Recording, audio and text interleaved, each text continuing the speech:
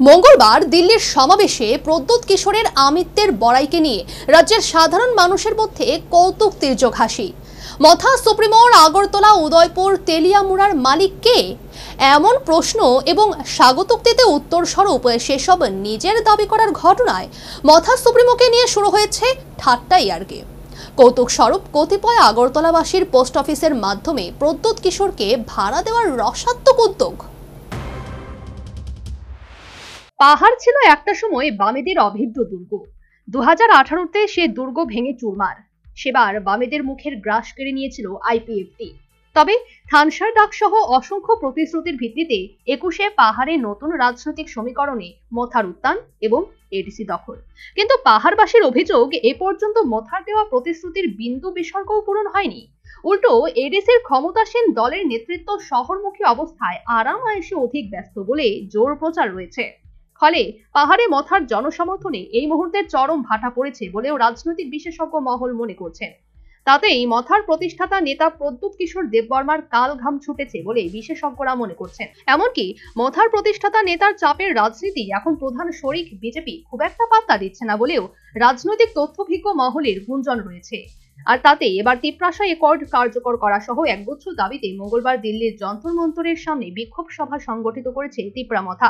এই বিক্ষোভ সভায় মথা সুপ্রিমো যে ভাষণ দিয়েছেন, সেই ভাষণের বিষয়বস্তু নিয়ে এখন রাজ্যবাসীর অধিকাংশের মধ্যে ঠাট্টা কৌতুক তির্যক শুরু হয়েছে। কি এমন বলেছিলেন প্রদ্যোৎ কিশোর দেববর্মন, জানিয়ে এই ঠাট্টা ইয়ার্কি চলছে?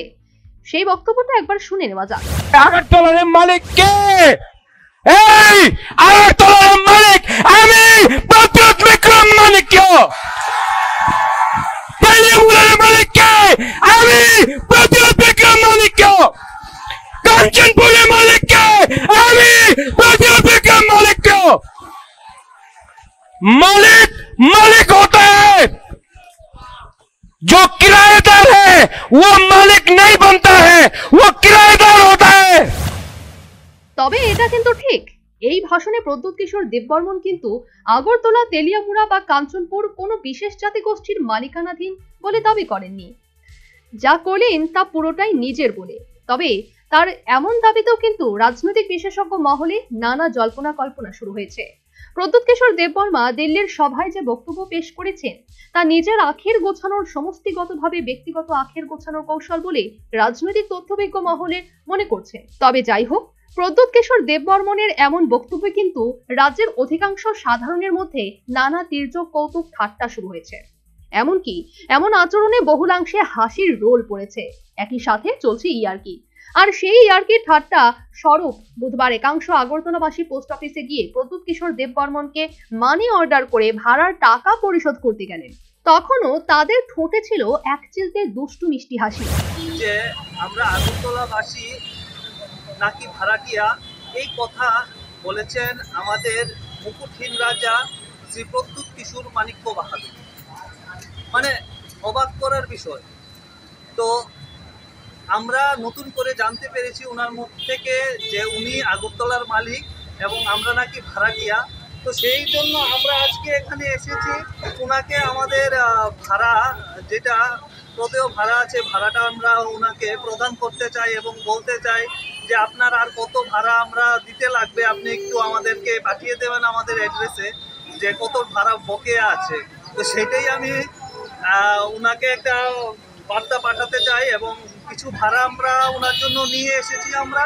তো আমরা মানি অর্ডারের মাধ্যমে ওনাকে আমরা ভাড়াটা পাঠাচ্ছি। আজকে পোস্ট অফিসের মাধ্যমে মানি অর্ডার করে আমরা ভাড়াটা পাঠাবো।